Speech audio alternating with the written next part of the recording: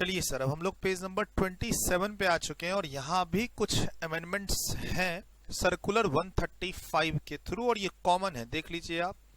3 amendments की बात करेंगे लेकिन सभी जगह कॉमन सर्कुलर 135 का ही रेफरेंस है। अगर हम इस सर्कुलर में, मेन सर्कुलर में जाएं, इस 135 को जो मार्च 2020 में आया है, अगर इस मेन सर्कुलर में जाएं तो ये 6 पेज का है। 6 पेज में काफी सारी बातें लिखी हुई हैं, लेकिन उसमें से बहुत लिमिटेड बात है जो इंस्टीट्यूट ने अडॉप्ट की है हमारे सिलेबस के लिए, और वही हमें एग्जाम में पढ़ना है। और ये अलग अलग समझ लीजिए कि 3 क्वेश्चन है, ये अलग अलग 3 क्वेश्चन है। क्लैरिफिकेशन के थ्रू, सर्कुलर के थ्रू ये बातें कही जा रही हैं। सर, एक्ट अपनी जगह, सेक्शन अपनी जगह सही है, रूल्स भी अपनी जगह सही है। जीएसटी में काफी बातें ना कभी कभी सर्कुलर के थ्रू क्लैरिटी मिलती है, पता चलता है, और इसलिए कभी कभी ना कोर्ट क्या कह देती है, जीएसटी के ये सर्कुलर अल्ट्रा वायरस हैं और वॉइड हैं, नल हैं, इनको हटाओ। और मैं बहुत पहले भी क्लास में कह रखा हूं कि काफी सारे जगह तो इन्होंने सेक्शन से ज्यादा बातें रूल्स और नोटिफिकेशन में लिखी हुई हैं, और कभी कभी तो ये नई नई बातें सर्कुलर में भी दे देते हैं। आपको ये एज अ होल पढ़ना पड़ेगा, ये पूरा सेट। जो लड़ जाते हैं कोर्ट में वो तो फिर नोटिफिकेशन को भी गलत रखवा देते हैं। भाई एक्ट में नहीं तो रूल्स और नोटिफिकेशन कैसा? बहुत बार क्लास में बात भी हुई है, एक्ट साइलेंट है, इन्होंने नोटिफिकेशन निकाल दिया और उसके बाद इन्होंने क्या किया, एक्ट में अमेंडमेंट लाया। जैसे कंपोजिशन स्कीम की बात करें, रजिस्ट्रेशन चैप्टर की बात करें, तो वैसे यहाँ पे है।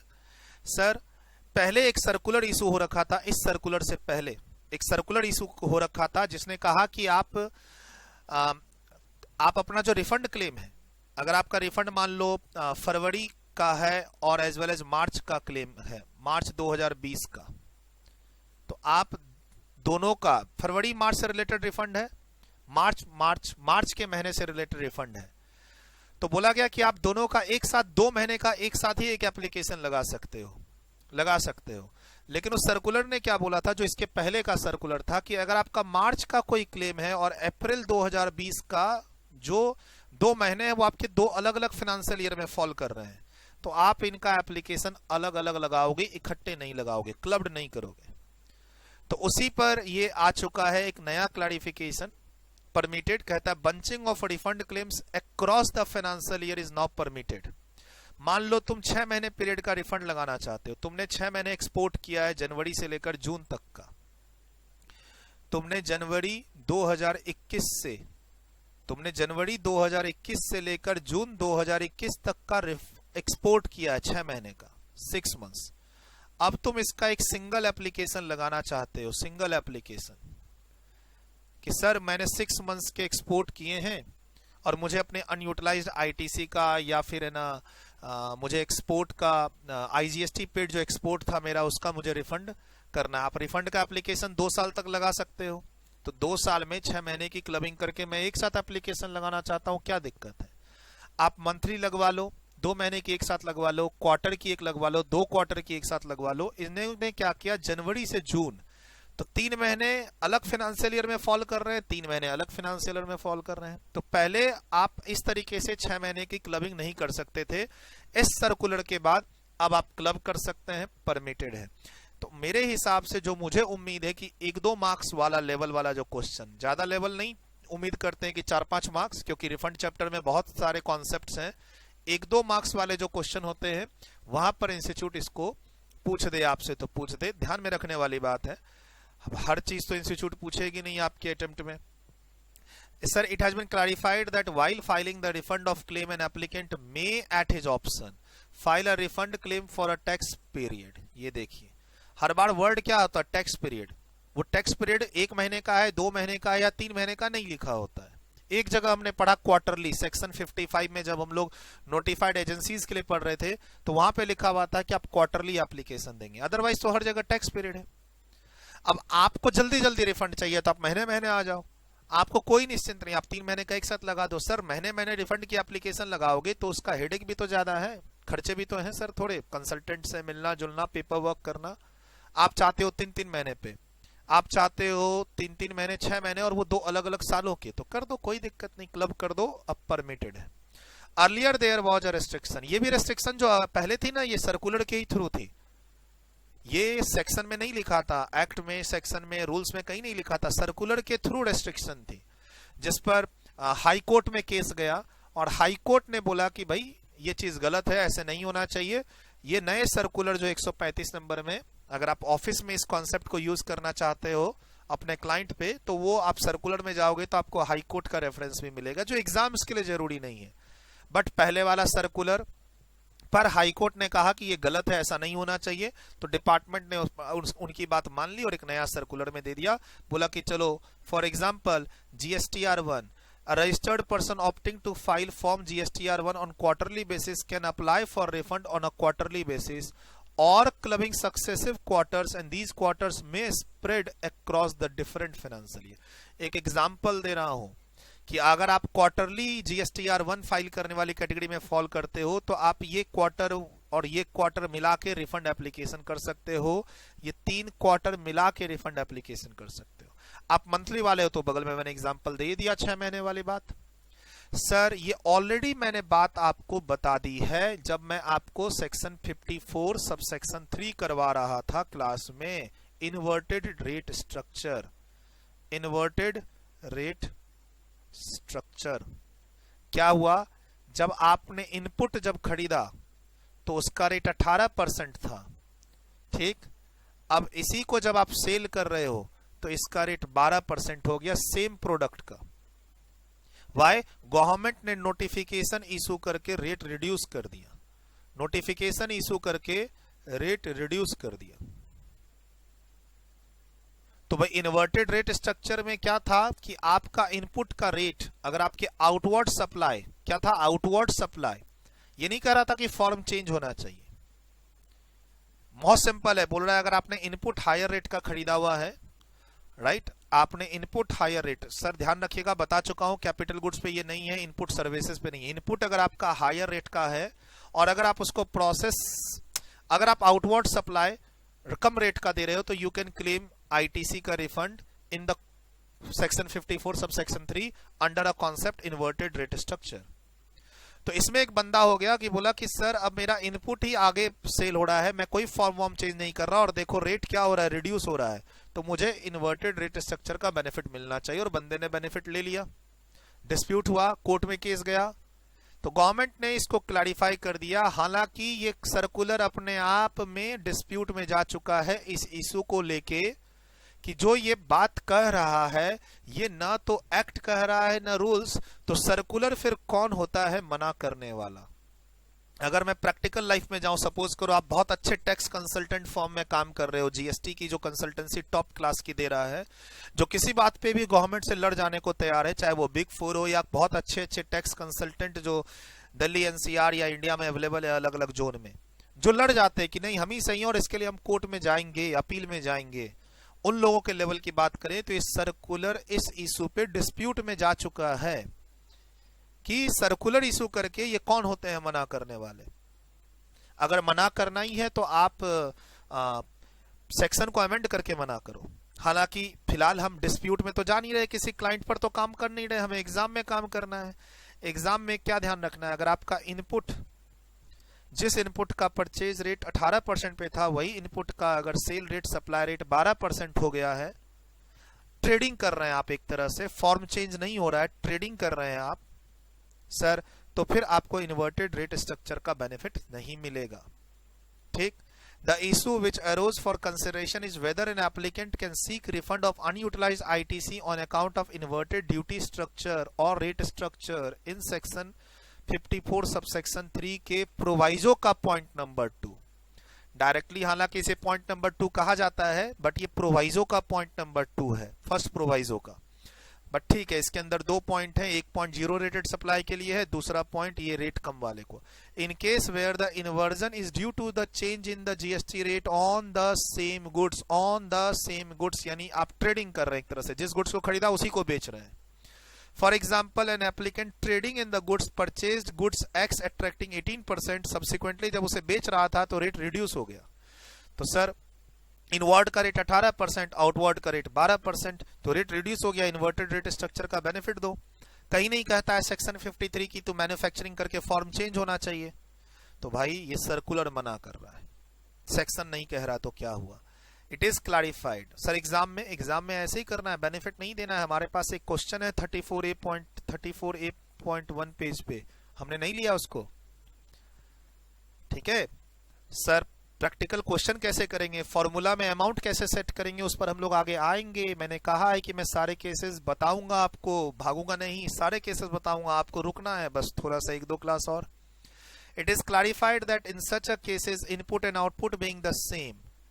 अब ये सर्कुलर के थ्रू क्लैरिफिकेशन दे रहा है कि इनपुट और आउटपुट सेम है, फॉर्म चेंज नहीं हुआ है, ऑल्दो रेट चेंज हो गया है, बट रीजन क्या है? रीजन ये है कि गवर्नमेंट ने रेट रिड्यूस कर दिया है।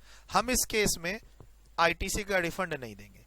अच्छा, आईटीसी का रिफंड नहीं देंगे, लेकिन उस आईटीसी को तुम किसी दूसरी लायबिलिटी से एडजस्ट कर लो ना, वो तो करने दे ही रहा है।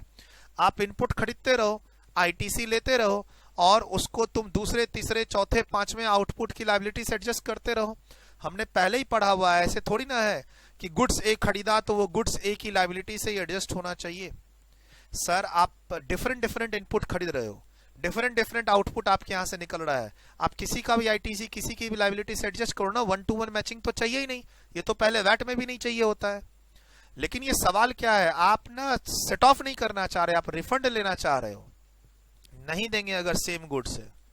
सर डिफरेंट रेट है, नहीं देंगे। डिफरेंट रेट का रीजन फॉर्म चेंज नहीं है, डिफरेंट रेट का रीजन रेट रिड्यूस हो गया है। बोला सर मैं सिर्फ इसी गुड्स में डील करता हूं, यही गुड्स खरीदा था, अब यही गुड्स का रेट कम हो गया, बेच रहा हूं। तो बेटा ये लॉस है तुम्हारा। अगर गवर्नमेंट ने बीच में नोटिफिकेशन पास कर दी है और तुम्हारे प्रोडक्ट का रेट रिड्यूस कर दिया है, तो ये तुम्हारा लॉस है, अब कोई उपाय नहीं है। It is clarified that in such a case input and output being the same, two attracting different rates at a different point of time do not get covered. Thus, refund of accumulated ITC under the said clause would not be applicable in case where the input and output are the same. तो sir मैंने शुरू में मना किया था trading goods. Sir आपको मालूम है चांस मिल जाता अगर आप मिक्स सप्लाई कर देते। मतलब आप मान लो आप मैन्युफैक्चरर नहीं हो, आप ये बोलोगे कि सर इन्वर्टेड रेट स्ट्रक्चर का बेनिफिट लेने के लिए क्या मेरे को मैन्युफैक्चरर होना जरूरी है? नहीं सर, जरूरी नहीं है। मान लो आप इनपुट ए और इनपुट बी को असेंबल करके, मैन्युफैक्चरिंग नहीं कर रहे हो, लेकिन हाँ असेंबल करके आप मे बी कंपोजिट सप्लाई आप बना के बेच रहे हो, से असेंबलिंग लाइन है आपका। तो आप एक्चुअली में तो मैन्युफैक्चरिंग कर नहीं रहे, आप 2-3 प्रोडक्ट जो थे आप एक्चुअली में कोई प्रोसेस नहीं कर रहे, कोई फॉर्म चेंज नहीं कर रहे, लेकिन हाँ आप क्या कर रहे हो, input A, input B, input C, input D खरीद के आप क्या कर रहे हो, आप खरीद के एक आप ऐसा कंपोजिट सप्लाई तैयार कर रहे हो जिसका रेट, मान लो आपने ये 12% पे खरीदा और ये आपने 28% पे खरीदा, और आपका जो यहाँ पे प्रोडक्ट तैयार हुआ है उसका रेट कितना है, 18%। तो सर ये वाला तो ओके है, इस वाले से आपको इन्वर्टेड रेट स्ट्रक्चर का बेनिफिट नहीं मिलेगा, लेकिन इस वाले से मिल जाएगा। क्यों? 28% से प्रोसेस होके आपका क्या बन रहा है, 18%। आप फॉर्म चेंज नहीं कर रहे, असेंबलिंग कर रहे हैं, 2-3 पार्ट्स को जोड़ के एक नया पार्ट्स बना रहे हैं। तो एक्चुअली में आपके पास कोई factory plant, you are not a actual manufacturer, you are doing a assembling job, जिसको भी हम एक मैन्युफैक्चरिंग के अगर आप मैन्युफैक्चर के डेफिनेशन में जाओगे टेक्निकली तब आप मैन्युफैक्चरिंग में हो। बट मैं क्या कह रहा हूं, आप उस फाइनल प्रोडक्ट को अलग अलग करके इनपुट इनपुट भी अलग अलग निकाल सकते हो, तो भी आपको बेनिफिट मिल जाएगा। अच्छा, कभी कभी लोग टैक्स प्लानिंग कर लेते हैं। टैक्स प्लानिंग कैसे? सर 18% का गुड्स खरीद के, मान लो 18% का गुड्स खरीदा, राइट, और उसका रेट रिड्यूस होके कितना हो गया, 12%। Same input same output.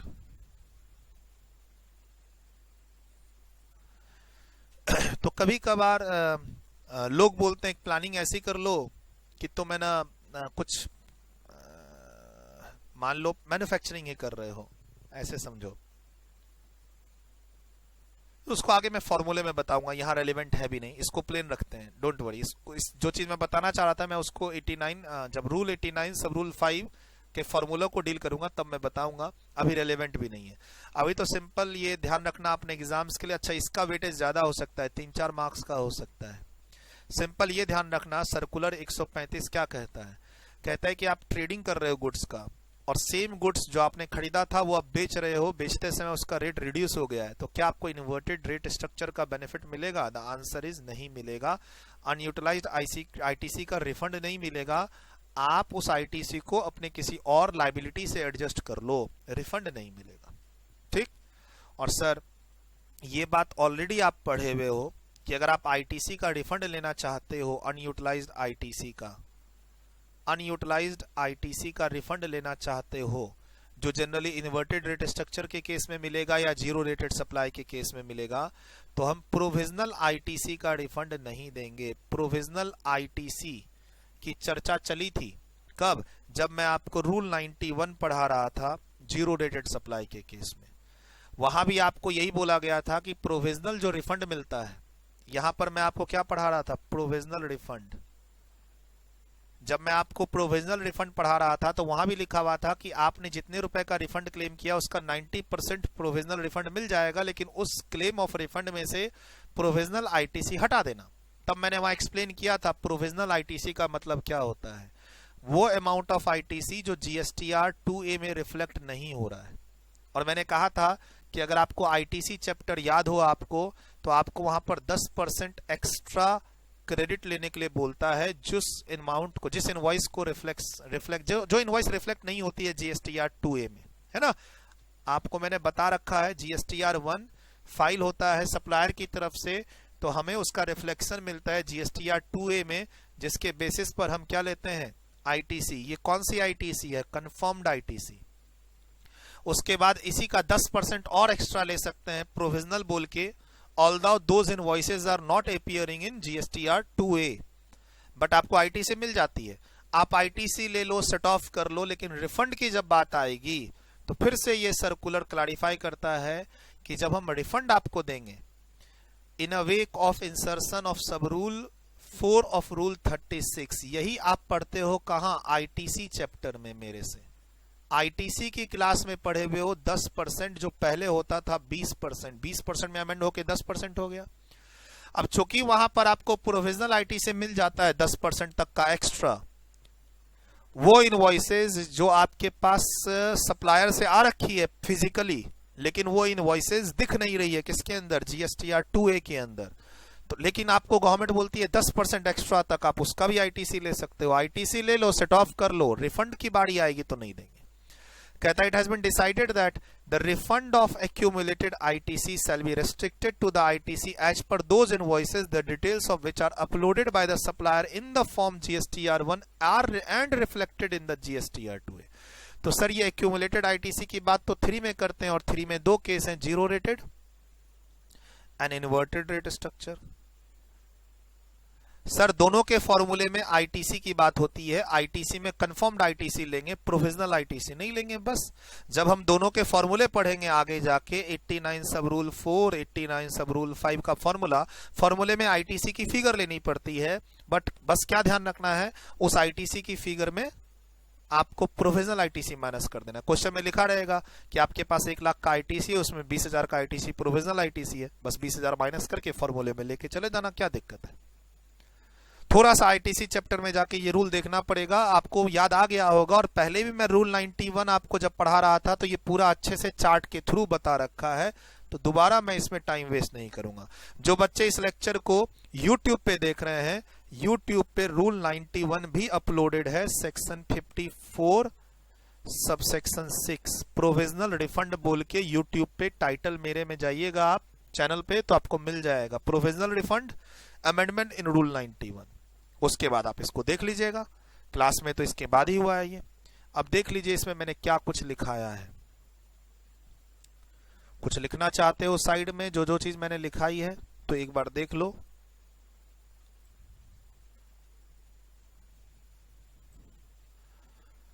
Next sir 3 point याद रखना है। फाइनली हमें 3 पॉइंट याद रखना। चलिए देख लीजिए कुछ लिखना, उसके बाद मैं बताता हूं। यहां देख लीजिए कुछ लिखना चाहते हो।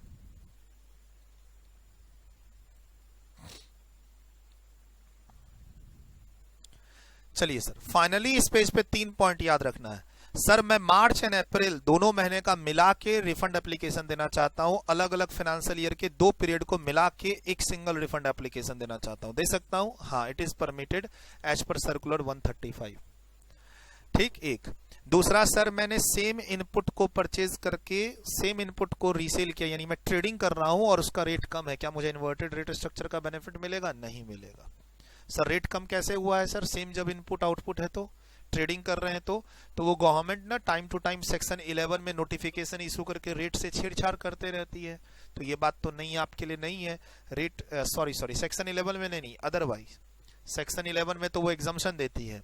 अदरवाइज जो रेट के नोटिफिकेशन होते हैं जिसमें गवर्नमेंट टाइम टू टाइम 18% वाले गुड्स को कैटेगराइज कर देती है, किसमें 12 में, 12 वाले को 5 में, 28 वाले को 18 में, उस केस में आपका जो खरीदा हुआ माल था मान लो 18% पे था और अब बेचेंगे उसको आप 12% पे, तो इन्वर्टेड रेट स्ट्रक्चर का बेनिफिट, यानी आप रिफंड नहीं ले सकते आईटीसी का। बोला सर मेरे पास तो अपार लाइबिलिटीज है, मैं उसमें एडजस्ट करता रहूंगा इंटरनली, कर सकता हूं। हाँ, मैचिंग प्रिंसिपल नहीं है।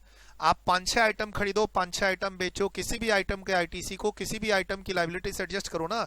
इशू कब आ रहा है? जब आप रिफंड लेना चाहते हो 54(3) में इन्वर्टेड रेट स्ट्रक्चर में हम नहीं देंगे। एंड तीसरा कॉन्सेप्ट, आप आईटीसी का रिफंड लेना चाहते हो तो वो आईटीसी कंफर्म्ड आईटीसी होनी चाहिए जो आप ही के जीएसटी या 2A में रिफ्लेक्ट हो रही है। प्रोविजनल बेसिस पर जो आप लेते थे पहले 20% एक्स्ट्रा आईटीसी और अब 10% एक्स्ट्रा आईटीसी, उसका रिफंड आपको नहीं मिलेगा। एडजस्टमेंट्स आप करना है करो, आप अपनी लाइबिलिटी से एडजस्ट करना चाहते हो करो। जब रिफंड के लिए फॉर्मूला लगाओगे रूल 89 सब रूल 4 का और रूल 89 सब रूल 5 का, उसके फॉर्मूले में जो नेट आईटीसी का अमाउंट है उसके अंदर आईटीसी का कंफर्म्ड आईटीसी का अमाउंट लूंगा जो आप ही के, आपको रिफंड लेना है तो वो आप ही के जीएसटी या 2A में रिफ्लेक्ट होनी चाहिए।